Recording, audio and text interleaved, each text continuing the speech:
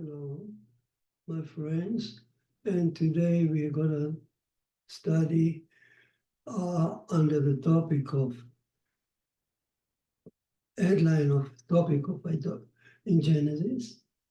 We're going to address the question of, is the story of creation true? Does God exist? Is the Torah a truthful book? Is its message a truthful message? That's the question we're going to address today. And of course, it all relates to Genesis chapter 1. Genesis chapter 1 introduces God and his name and what he does, but also it introduces the issue of idolatry. When God said in plural, let us make Adam, let us, so that it implies that there are other forces that equal to God that participated in our making. So the angel asked, according to Rashi, our king, why do you speak in plural? Suddenly, because until now, he just gave orders. Let it be light, and light happened. Now we say, let us. Why do you speak suddenly in plural? Are you not fearful that you're opening the door for idolaters to think that there is more than one creator? Profound question. So God says, answer them, I am aware of the risk, but I speak in plural rather than giving orders to teach Adam that the superior will always consult with the inferior, that will rule with plural voice, like we would say, democratic way, rather than dictatorship. That's what Rashi says. But the whole issue implies that Adam is born with the option of idolatry. Idolatry means using your free will. The very fact that God consult or open is here or allow other voices to be heard, not as a dictator, but as a democratic God. It implies that Adam is made with free will, with the option to reject God. And idolatry is not just worshipping foolish God of wood and stone. Heresy is also part of idolatry. Denying that God exists, or that the Torah exists, or that the Torah is truthful, is also part of the idolatry trial. So we are okay in raising the question: is the story of idolatry creation true? God is not seen in a naked eye. We don't have a feeling, we don't see him. So how can we be sure that he exists? So the Torah presented the trial of idolatry. This is the main trial of our lives because we are born into it. But at the same time, it gives you the remedy for that. What is the remedy? The story of creation that accompanies the chapter 1. The story of creation telling us what God created the universe, and it's supposed to help us to understand that God exists. How? If we validate, if we find that the story of creation is told here is a truthful story, that Moses told 3,500 years ago, if you find that the story is truthful, then it's a miracle. How could Moses see the history of a universe as a right here so many years ago? And if the story is truthful, then the rest of the Torah is truthful. So how can we validate the story of creation? And for thousands of years, mankind really did not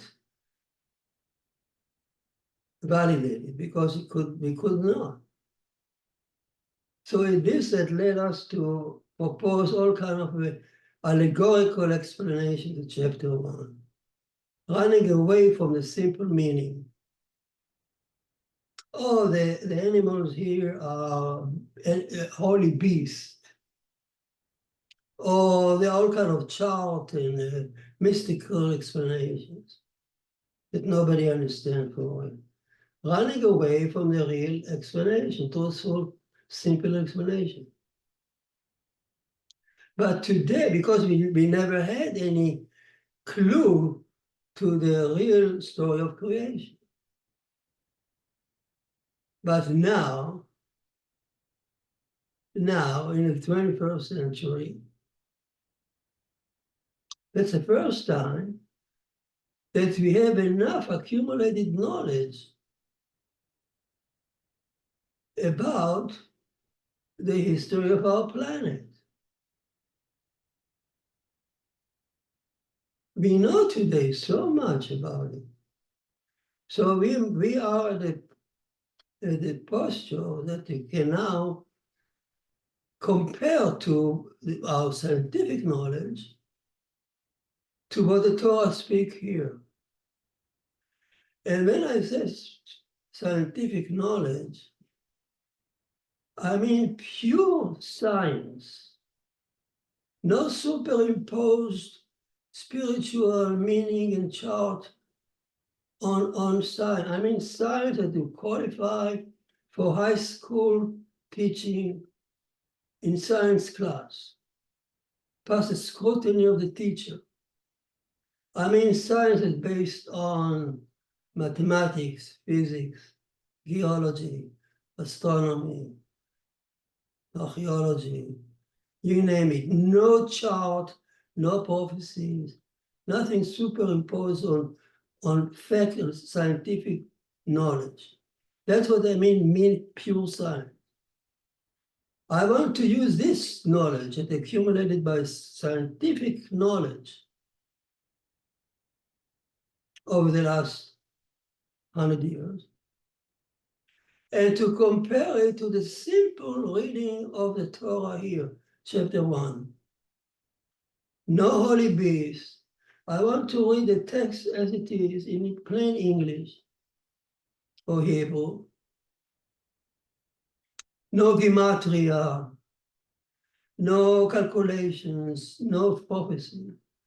I want to compare simple text to simple science and see if they match. If they do match, then wow, then Moses really predict what we know. He already knew what we know today, and it's a miracle. We know how we grew up in Pharaoh home, and we know in detail what the Pharaoh wise people told Moses. All kind of the history of the world, all kind of ugly sexual perversion between the gods, slashing penises, testicle thrown into the sea. And the same stories, the Greek and the Babylonian, everyone told the same story about the history of the world. Stories that are maybe impressive to somebody, but have nothing to do with science. Here come Moses and give us a story that does match science, if we show that it does match. Then who told him that kind of knowledge so many years ago? Is it that story, that a proof of some kind of revelation?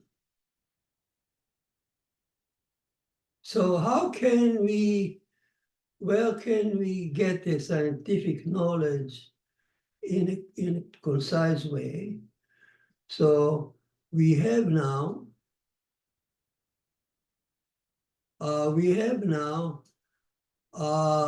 some works done. So one of them is here, a video produced by History Channel a few years ago. It's called How the Earth Was Made.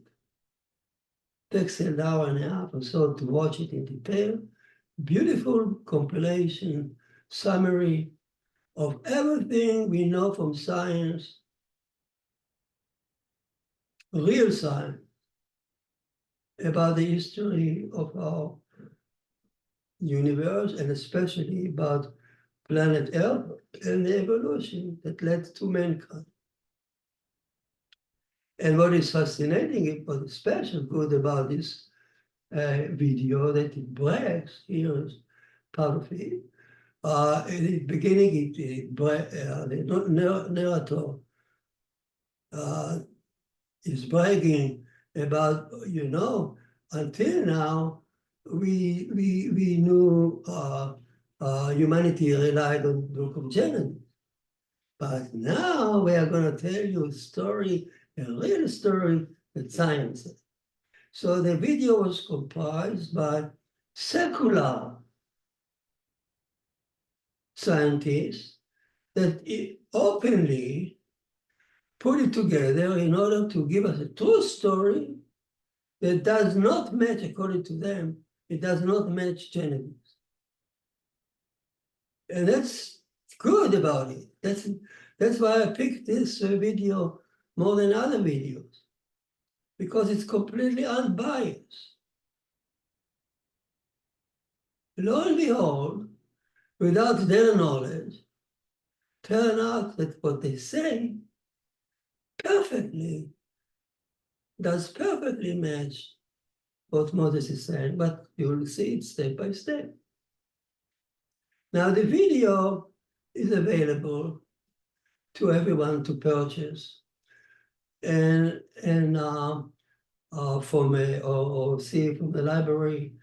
And here, we had this kind of class a year ago, but this time I'm going to do the presentation of my class today, accompanied with some slide picture that I took from the video. And I declare here in the open that we are a non-profit organization. We have no commercial or any monetary interest here. And this few slides that I'm going to show is only a fraction of the video, which is a wonderful video to watch, pleasure. And I took those pictures only to demonstrate the merit of the video for the teaching purpose and for our classes to understand that it's important for them to get the video and to sit with the video on one hand, or to see it, and with the Bible in one hand, other hand, and compare the two on their own. So what does the video say? The video here in short, it actually divides. If you watch it, it divides the history of our planet into 5 or 6 stages. Stages. According to them, it has nothing to do with Moses story. This is stages that based on scientific knowledge. Here are the written one by one. The red planet, the water, number two, the water planet, the water world.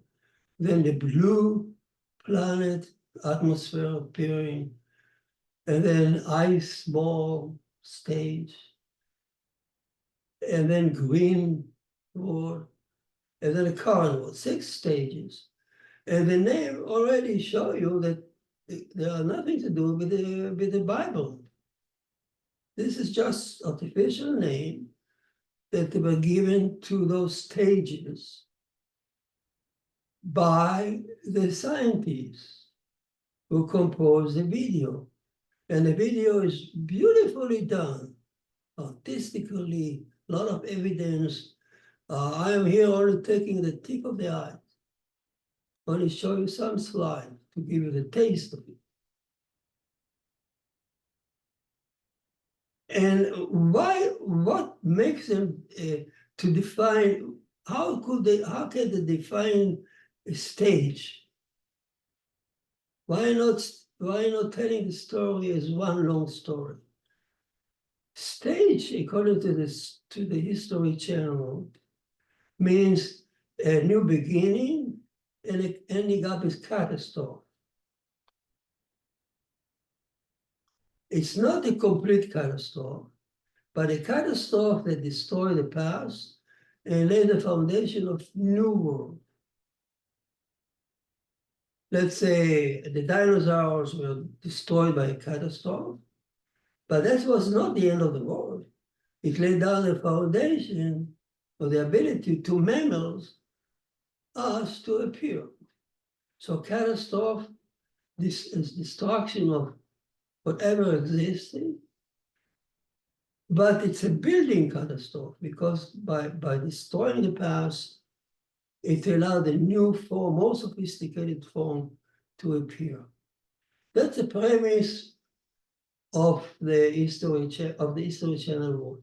So each stage is written here, start with a new beginning, with a beginning of some kind of a new event, major event, ending up with a catastrophe that laid down, wiped out the past, not completely, but whatever was not necessary to exist anymore, and catastrophe and lay the foundation of the next thing.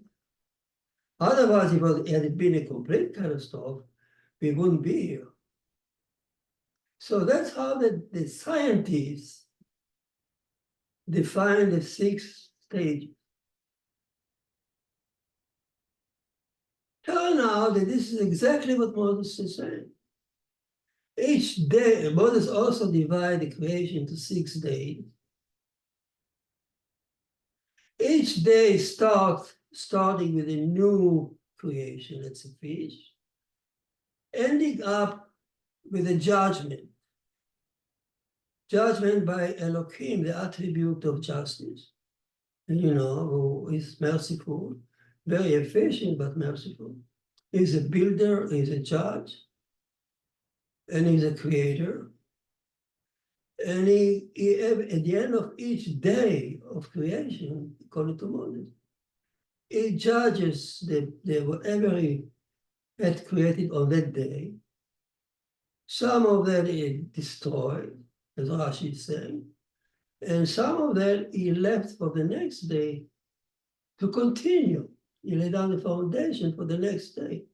So at the end of each day of creation, it says, and Elohim saw it was good.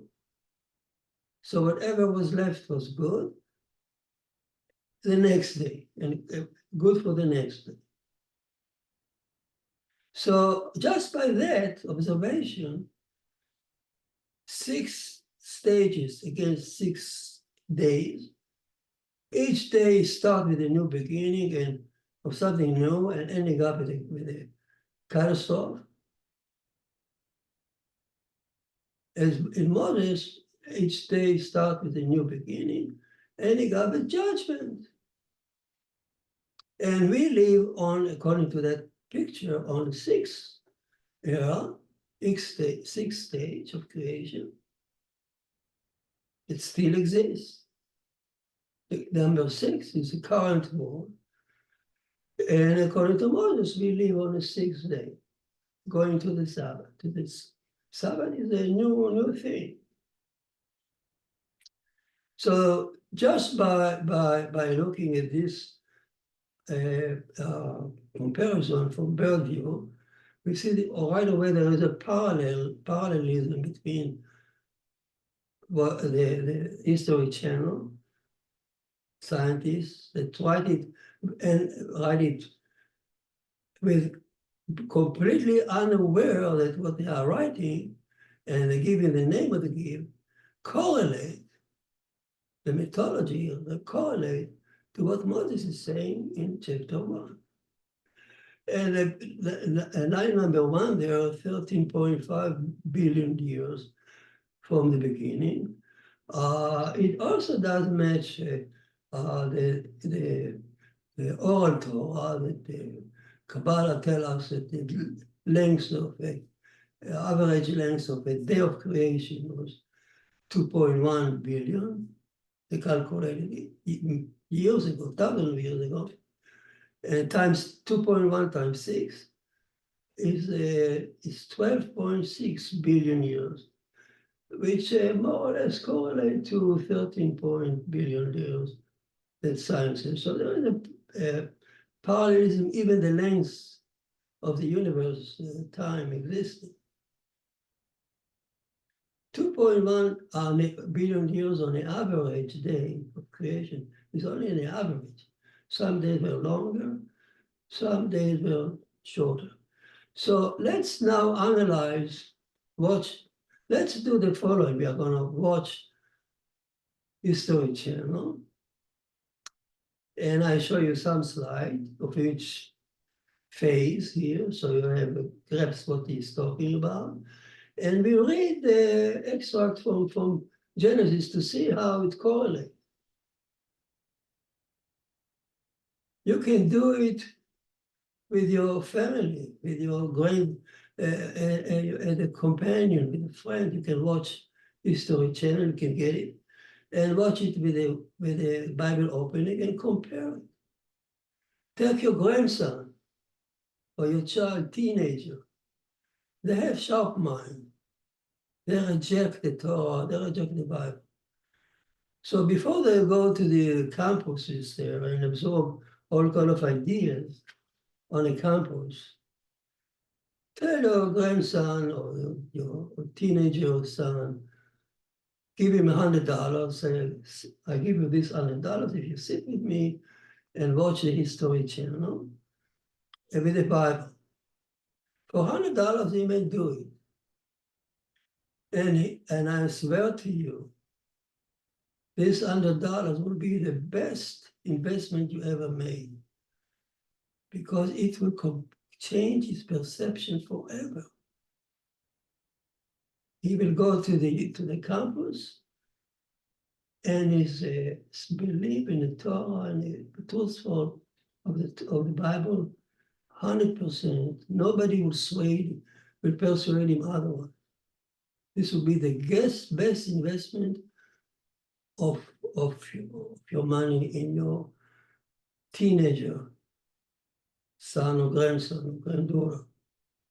Do it, and also do it for yourself and your friends. It's very important we do it time and again to strengthen our belief in God. It's a miracle in our hand. I cannot stop from repeating it. It is a living miracle in our hand that the text can compare, the text that Moses wrote can be matched with our current knowledge, as if Moses is talking to us, because a previous generation could validate it. We can. So what does the history of our universe? We know that there's a galaxy, and we are here on the tail Each spot is a sun, solar system, a satellite around it. So our sun is a dot, one of the dots on the tail there. And Earth is not even seen here, just a dot surrounding, a small dot surrounding the sun. And our position in the galaxy is so remote, so insignificant. Yet, the scientist says, yes, it is the one place that life can develop. The right temperature, the right distance of the center of gravity there. Read about it. So this is a galaxy that we live on, and after 30, after the year 4.5 billion years ago. So the Big Bang occurred 13 billion years ago.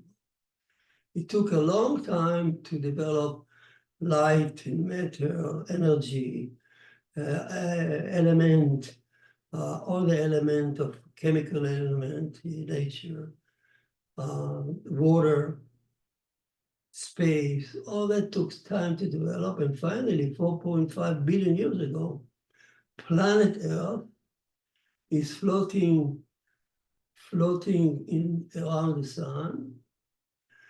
And it looks like this.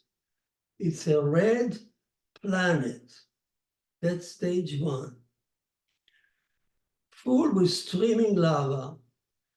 Lava so hot that no life can even exist. There is no atmosphere, not even bacteria, nothing. The temperature is extremely high. And that's the red planet that History Channel recognized as stage number one. And it's surrounded with a space, black space. You see 4.5 billion years ago. And all these years, Earth was bombarded with endless meteors falling on this streaming lava, very chaotic. And then science says that something happened to this red planet. Had it stayed hot, no life could develop on it. But the surface cooled down. Radioactivity started to decay, and the surface became crusted, allow water to accumulate on it, and then life. Water is a necessary step for any life. So the next step should be water. And to hold the water on the surface surface has to crust. So a change took place. After many millions of years that the Earth was completely hot, covered by streaming lava, then a change took place. And a crust developed on it, and it cooled down. What does Moses say? We can write, we can read. At the beginning, God created heaven and earth. And Moses said the earth was chaotic. He mentioned the water, mentioned space, the abyss, mentioned light and matter. So a basic element of our existence. And he mentioned the earth was chaotic. And then he says, the spirit of Elohim was hovering over water. Spirit of Elohim, what is spirit of Elohim? Spiritus Sanctus. Spirit of Elohim is Elohim created the Torah, make a declaration here, that Elohim is going to build the universe or the earth with a spirit of art, wisdom, science and knowledge and beauty. How do I know that? Because later on in the story, when tabernacle was built for Moses by Bezalel in the desert, wilderness, he built the vessels, golden vessels for the tabernacle. They were so beautiful. So the Torah says Elohim, Bezalel was endowed with the spirit of Elohim, the same word, artistic art. So what is it? What is the spirit of Elohim? The beauty of mathematics, the beauty of science, the beauty of nature. Nature is beautiful, colorful, and everything that's associated with it. It's not just a clock. It has a lot of wisdom and art and beautiful that actually influenced later on Abraham. Abraham came to believe in God because of that. He was an artist, son of an artist. The beauty of nature, the wisdom of nature, that spirit of Elohim. The beauty of mathematics. That you stand there and you can, with your pencil, writing on a page, you can move from law of mechanics to the law of optics to the law of electronics, and finally to gravity. All that is your mind. As I remember when I studied physics before I moved to medicine, and I was struck by the mind. How can I do this? And it's so beautiful. The equations. I don't know. Only one and any person who experiences can understand it. So that the spirit of Elohim created the universe. And we are endowed with this because later on he consulted that spirit and made us. So that declaration of the chapter 1, at the beginning of the story of creation, that the universe is created with that spirit, hovering over. The water is in space, it's not yet on Earth. There is water, there is a space. And then this chapter, so it does match what science says about chaotic stage 1, red planet, as they call it. And then he says, Elohim, at the end, Elohim saw that it was good, it was a judgment. So he made a change. He changed situations to something, he made it good for the next step, the crust on the surface. And he called, and it was evening and it was morning, one day. It doesn't say day 1. Later on, it say day 2, day 3, day 4. Here it says one day. So the Torah defined to you what the day of creation is the length of time from the Big Bang until that moment, billion of years. They call it one day of creation. So don't mix the day of creation with our day. What's next? Move back to History Channel. Water, stage 2 is water. You cannot develop life on Earth without water. So water needs to come from somewhere and accumulate on the crust. How did it happen? History Channel tell you. It came from the rocks. As the rocks cooled, it started to spewing water from it and CO2 gases. So a lot of water came from below, from the rocks. And gases, CO2 gases from the rock. but much of it came from above, from crystal meteors that came from above. What happened is that Earth somehow, accidentally, the Earth passed through this area in space full of comet, huge comet with tons, each one carrying tons and tons of water. And Earth entered that space, in that area in space, which is a name. It's identified, it carries a name of the scientists who discovered it.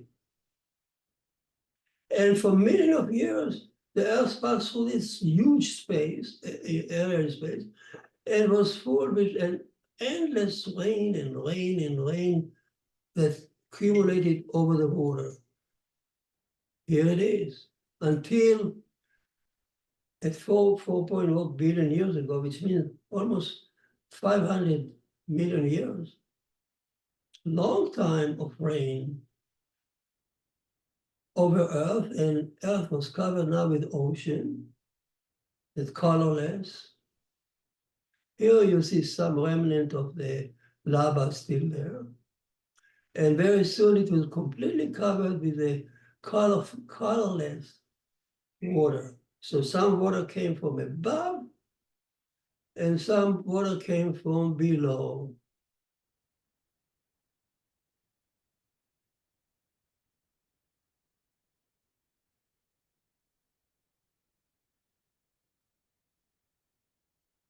And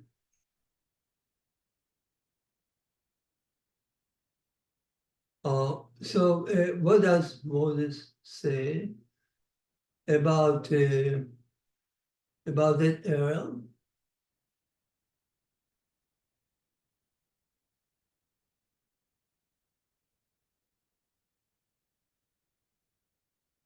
There was a scientist, a video, a slide of a scientist standing there and pointing to the sky, showing that the water came from above. It disappeared, the slide. Anyhow, what does Moses say on day 2? So the Earth, the scientists call it area water world. Earth was started with it was red planet. Now it converted to a new globe covered with water, which is essential for life. Moses says, I read it to you, that second day. Moses says, let the water accumulate in one place. No, let the water separate from above. The firmament created a firmament that separated the water from above and the water below. And it was evening, it was morning, day 2. Water below and water above. No life. Moses doesn't mention any life, not even bacteria, just water above and water below. Who told him the story?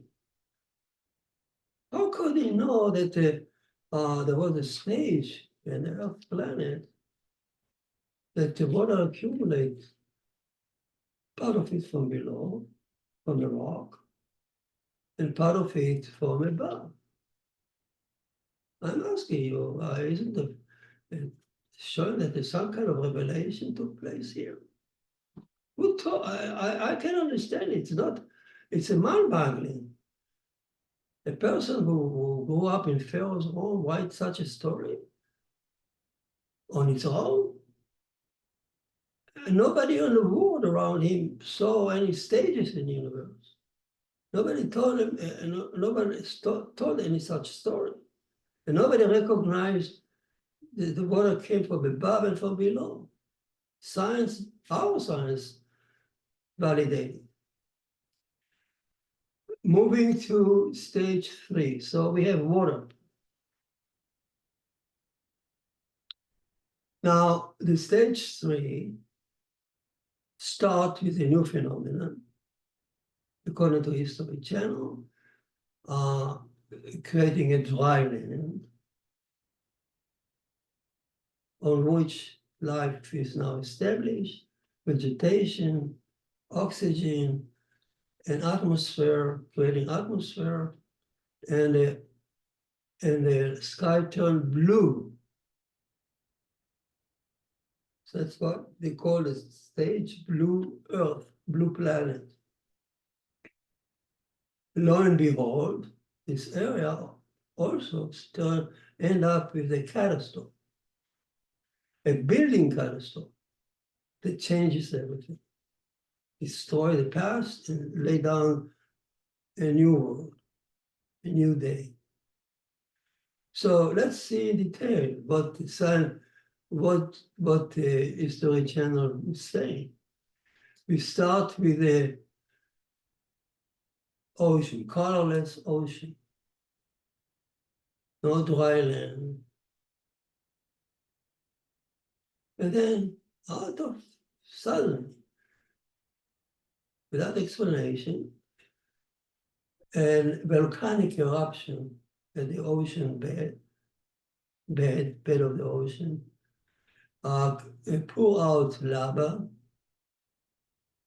And the lava, listen to that, the lava under special condition creates rock. As it cools down in the water, it creates rock. You need a special condition. The rock usually decay because it cannot stand the thrust of the water. But there is a certain rock that can stand the water.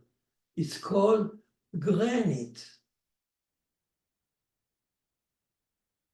And the granite needs a special condition, special temperature, special depth of the water to exist, to be formed. So Earth is now entering a stage where granite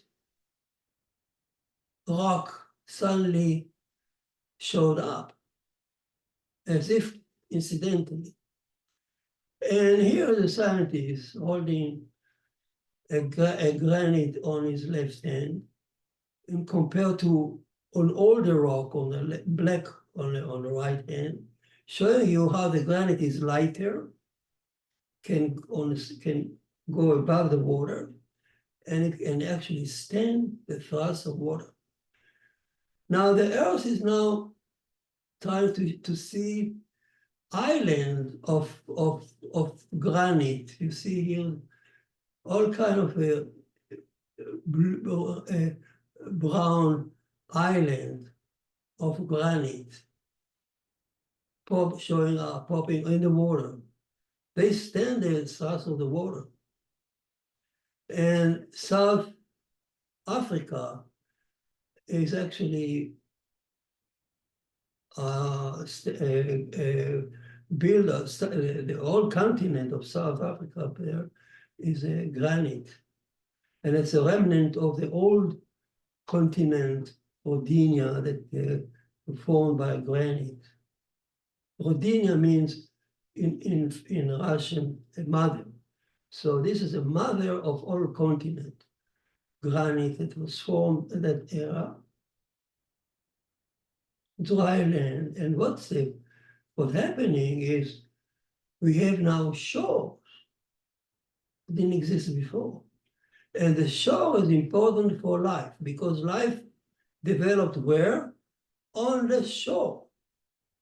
Where is abundance of water, abundance of dry land, and sunlight.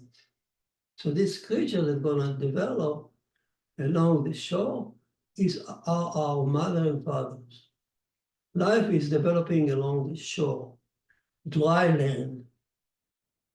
What does Moses say about so this is the first part of the stage that they call blue planet, stage 3. Life is gonna develop here, vegetation, turn the oxygen, and the air will develop atmosphere and blue color. That's following that. But I want to show you the dry land stage that concur with what Moses is saying. Because Moses says when day 3 is down,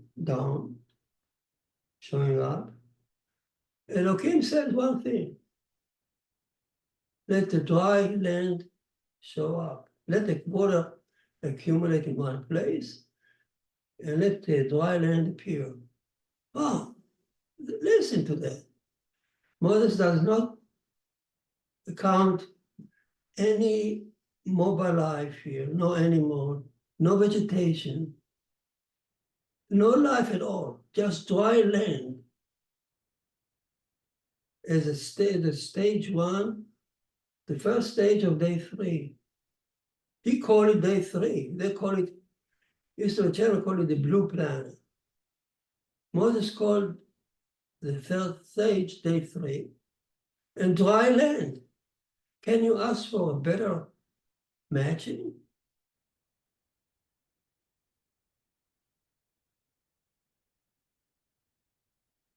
And a special condition had to be formed in order to the granite to develop. That by itself, it could have taken, it never happened. Now, dry land, I'm going back to History Channel. And dry lands and History Channel is going to tell us that life was seeding on the shores, develop into vegetation that produce oxygen, and the blue and lights and the sky turn blue. Here are the creatures that develop along the shore. The first life form on Earth. These are corals. And inside this coral, there are tiny, tiny creatures. They are not bacteria. They are monocellular, they call stromatolite. They are monocellular creatures. Listen to that. Equipped with DNA and RNA and all the information in their cell. Who put the information there? Where do they come from? By natural selection? By chance? Well formed. This creature came somehow equipped with this information. And this is the beginning of the entire evolution of life. And they are settled along the shore. This is Australia, you can see them still. And they are on the shallow water, so they consume, or they're enjoying sunlight, and they take the CO2 from the air, and they split the CO2, the carbon they take for their own conchai, their own shell, and the O2, the oxygen they release to the water. Here's the oxygen being released into the water and into the air. Atmosphere, after billions of years, atmosphere is created. Here we are, 1.1, so many million of years. You see, the atmosphere is being turned blue, created turned blue. So these monocellular creatures develop into shrubs and trees along the shores, and mainly in the water. In the water, they could thrive. And the planet Earth now was blue, with a lot of vegetation, no animal. What does Moses say? First, he says that after, listen to that, what Moses is saying, that after the appearance of dry land of day 3, dry land, shore. Elohim saw it was good. It was the middle of the day. He passed the judgment. What kind of judgment? Earth stood on the crossroad. Would it develop life on it or not? Would it develop life on it, evolution that men will show up later on Earth? Or not? There was a heavenly judgment, Moses said, where when the dry land was ready. Where did it took place, this judgment? The Talmud says on day 3 in Eden. Eden is a bubble formed on a day that there was no tree on earth, there was no rain, not even shrub, the Torah says. So, and it was formed, not created. So it was like a computer, like a virtual Garden of Eden where a trial was being held. Since Adam and Eve failed the trial, they could not stay in Eden. Decision was made to plant Adam and Eve on earth. So the decision was made on day 3 to start life on earth, to seed life on earth. So Moses continued. After the Elohim saw it was good, everything was ready to develop life on earth. The shallow shores, the sun, and he planted. Listen to that seed. The word seed repeats itself a few times. So seed of life, the DNA, whatever you can call it, seed of life turning into sharp trees. No mention of any mobile life. How could Moses know that vegetation appeared before mobile life? Nobody in Egypt told him the story. There was nobody even thinking about who came first.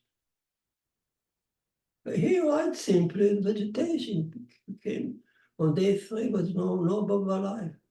Do you understand the miracle of that? The extraordinary information that is written here about the history of our universe, the deep knowledge, close knowledge of what happened to the planet Earth that Moses knew somehow. And Earth was covered with trees and shrubs. It's a continent. And then the story ended up with what? A catastrophe, a building catastrophe. According to science, the catastrophe was ice. Ice developed and killed all the trees on the planet, on the surface, leaving the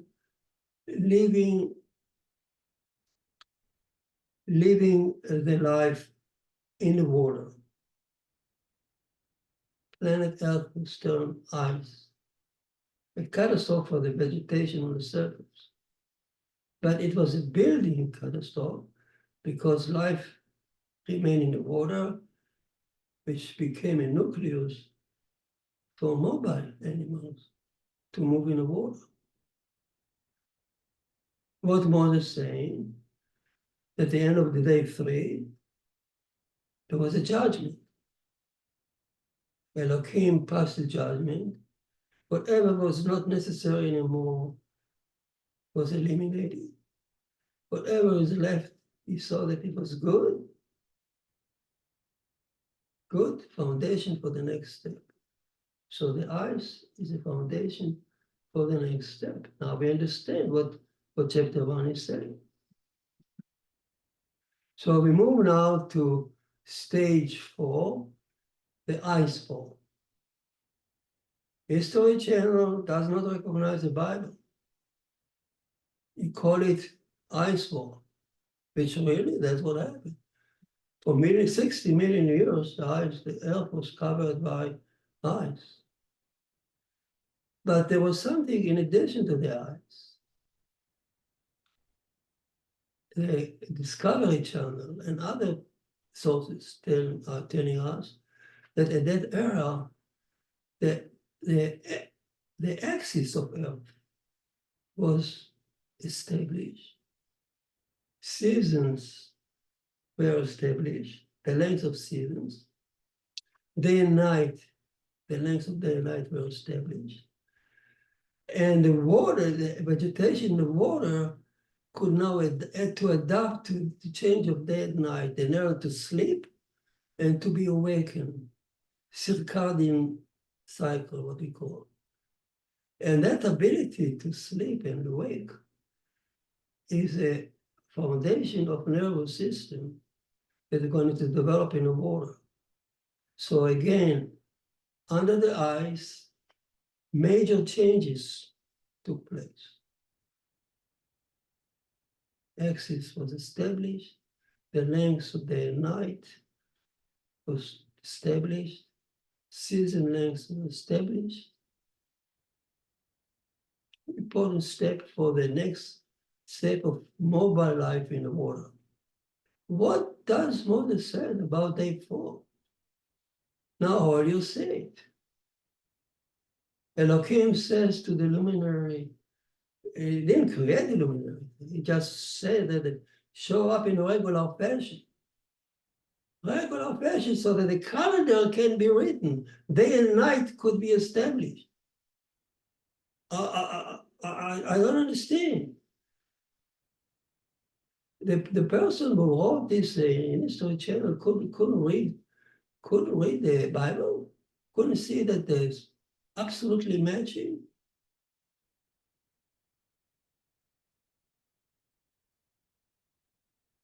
The length of day and night was established, and the length of season established, everything that was important under the ice, what the scientist says. Now that's day 4, that's day 4, or for History Channel is the Ice Age. Don't confuse it with the more modern Ice Age. This is an old Ice Age, took place 60 million years. And vegetation learned to sleep and wake in the water, and it flourished in the water. Enormous vegetation in the water. And as a day come to an end, suddenly there was a volcanic catastrophe, building catastrophe. The ice started to melt. At day 5 now, the ice started to melt by volcanic reaction in the bottom of the sea.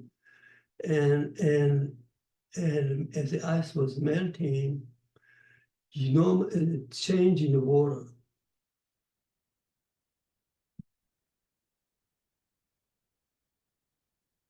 Animal kingdom start to show up in the water. First in the ocean, moving animal in the ocean. Then in the sky, listen to the order. Ocean, then in the sky, bird, and then inland, amphibian. That's the order of what History Channel said. Let's remember it. Water, animal kingdom appearing on earth, moving animal, moving kingdom, moving creatures. First in the ocean, then in the sky, and then inland. How did it happen? First, in the water. The worms were created, could move now, and they developed very quickly into creatures that are not seen today. Cambrian explosion, call it. Cambrian is an area in Alaska that the fossils were found. And you can see them, the fossil, all kind of creatures, unbelievable. Huge creatures that develop in the water, and our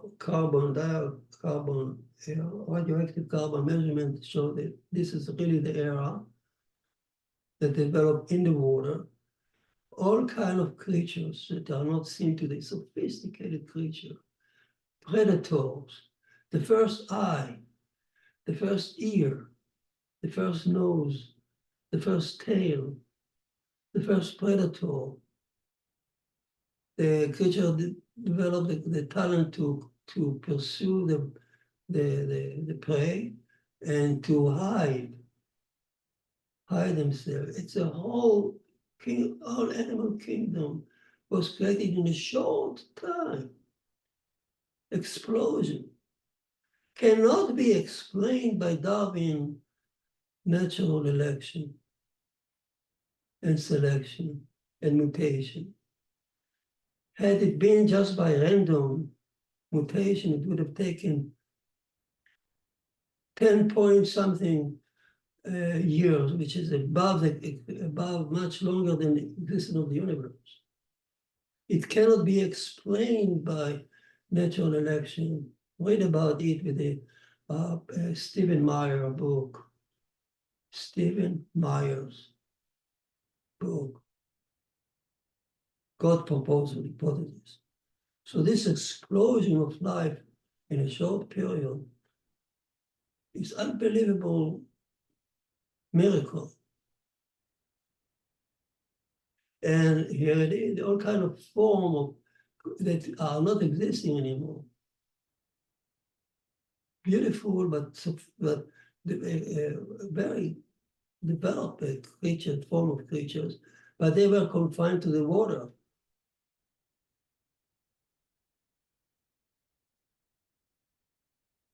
Then, from the water, so here the first eye, the first nose, teeth, and then from the water there came a bird, came to the sky. How come?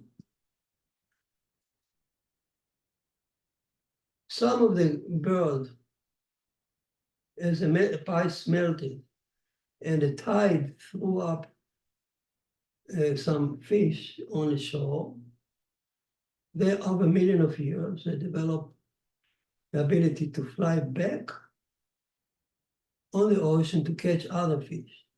So the bird were created, not only bird, but all sorts of flying creatures that developed with the talent to go back to the field, to the ocean, and catch fish. So giant creature, flying creature, catching giant fish.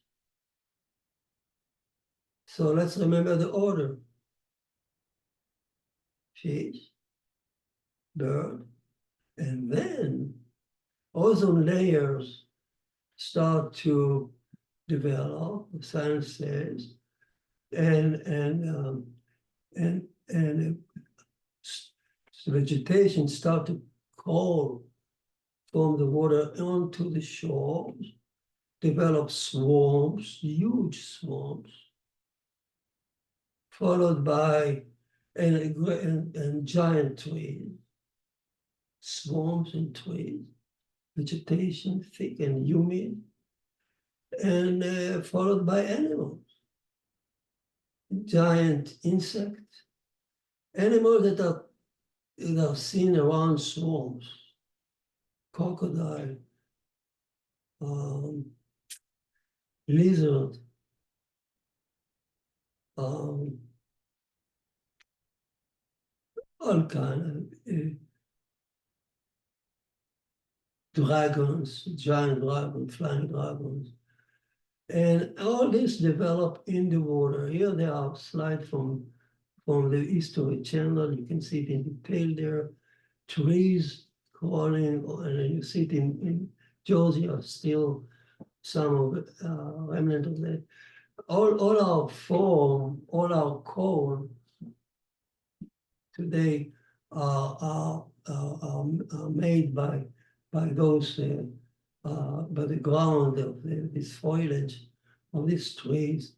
So the coal we have today is remnant of that area, and also the oil that we take from the ground come from that area.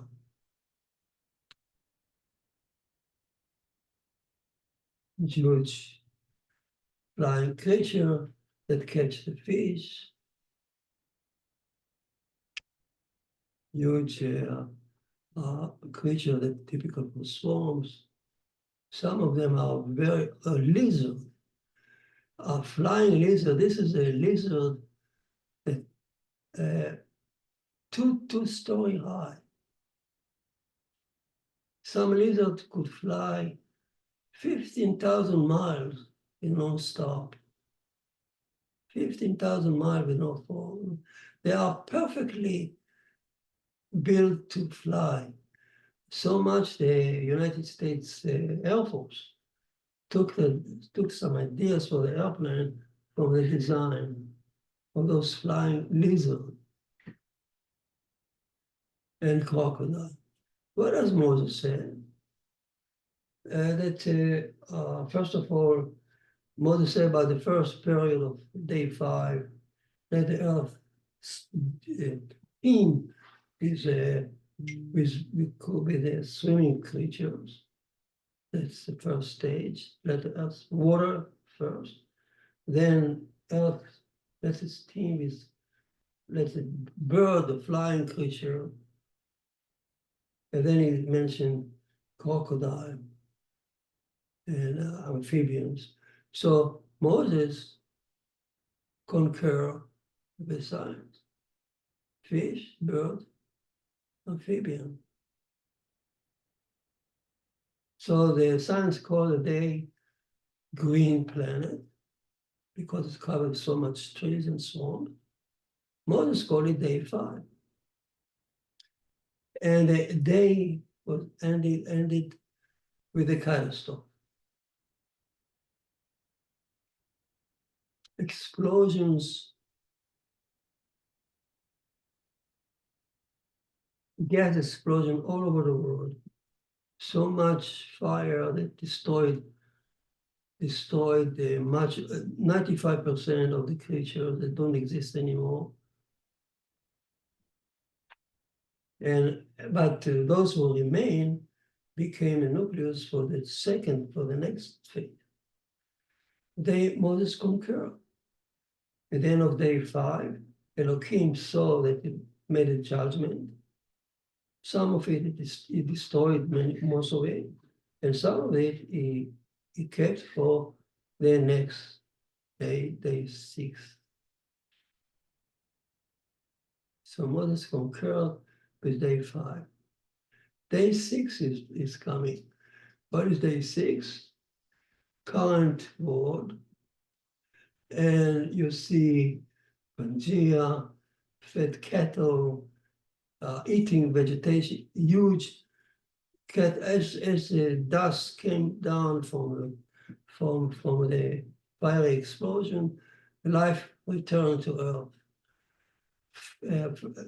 Vegetation eating animals, huge one, Pangea, Zoatic Park, what you see in movies, vegetation eating, followed by beasts like dinosaurs and others, monsters that fed on those huge fat animals. So beasts and cattle-like beasts, and then you know the dinosaurs were wiped out by this meteoric catastrophe that hit the Earth, and then the mammals. Here is the 180 years ago, and volcanic eruptions put out so much nutrient in the world that in a continent you see here,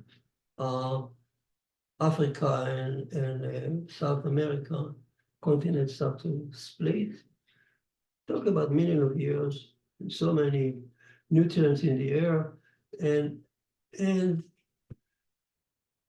vegetation eating animal showed up, followed by beasts and that they prey on them. Okay, and then they are going to be destroyed by the catastrophe. What Moses is saying, day 5, absolutely concur with science. But that's day 6, I'm sorry. That day 6 down, Hashem Elohim says that created the cattle-like, followed by beasts. And there was a judgment, middle of the day. What was the judgment? The meteor,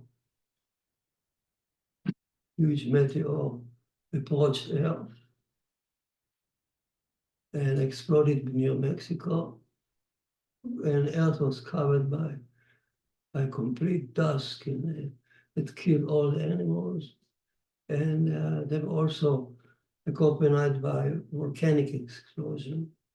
So the combination of volcanic explosion and the meteor killed all the animals, the giant prehistoric Zoatic Park animals, cattle and beasts and dinosaurs, laying the foundation for whom?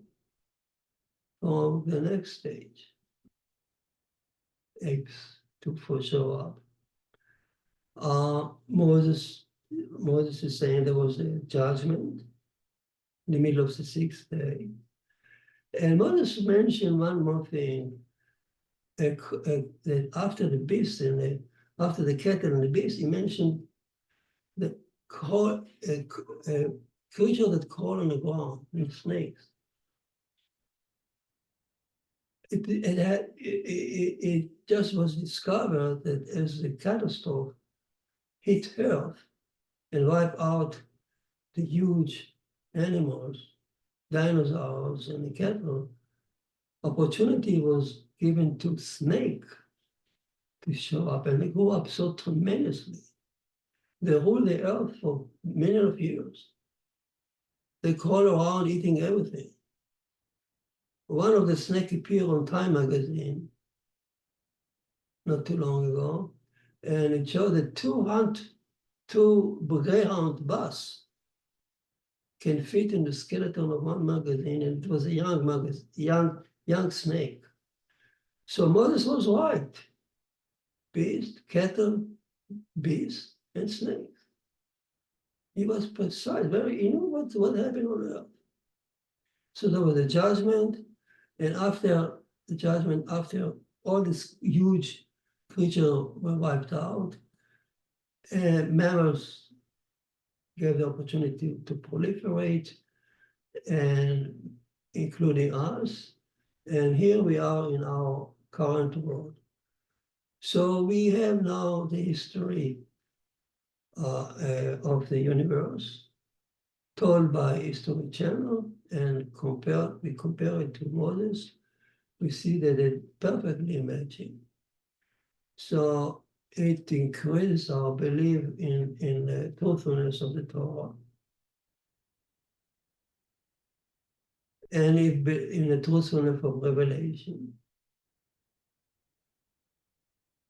and to overcome idolatry and heresy. So if we do that, it's important to do this comparison in order to help us to overcome idolatry. Anyone who sees that story will never take the Bible lightheadedly.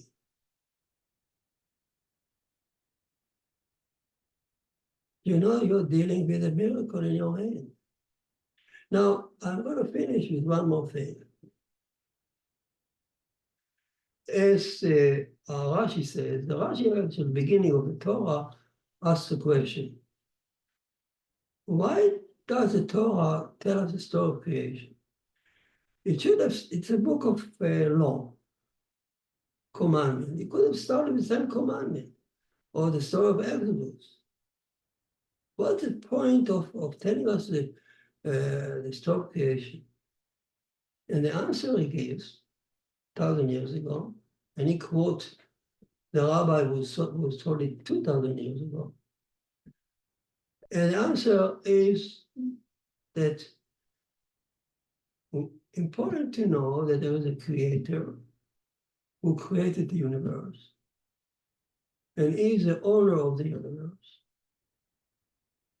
And he gave the Holy Land to the Jewish people.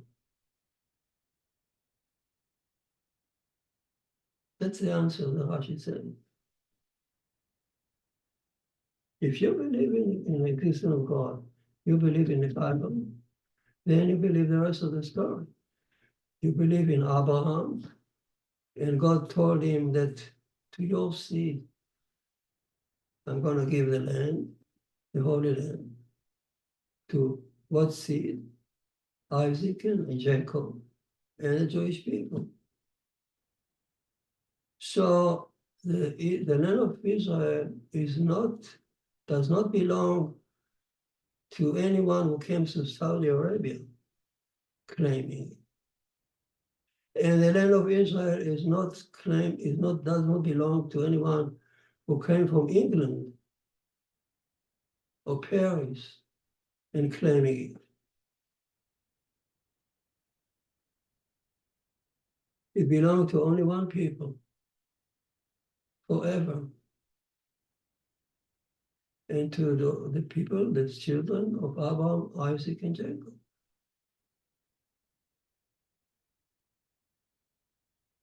Think about it, especially in today's politics. I hope you enjoy that, and I encourage you to do what we have done there just shortly. I mean, you can sit and watch the whole video and see it in detail. It's a fascinating video to watch. First of all, you learn the history of the universe. And if you do it time and again, like I did, it becomes a second nature to you. I walk around in the street, I think about what I'm seeing. The trees are not, I know where the trees came from. I know where the ocean came from. I look at the flowers, and it's not just pretty flowers, the spirit of Elohim is there. The creatures are so beautiful, so beautifully designed. And so many of them. The spirit of Elohim is around us. Think about all this detail here, and it can change your life. Have a good day, and see you next time. Thank you.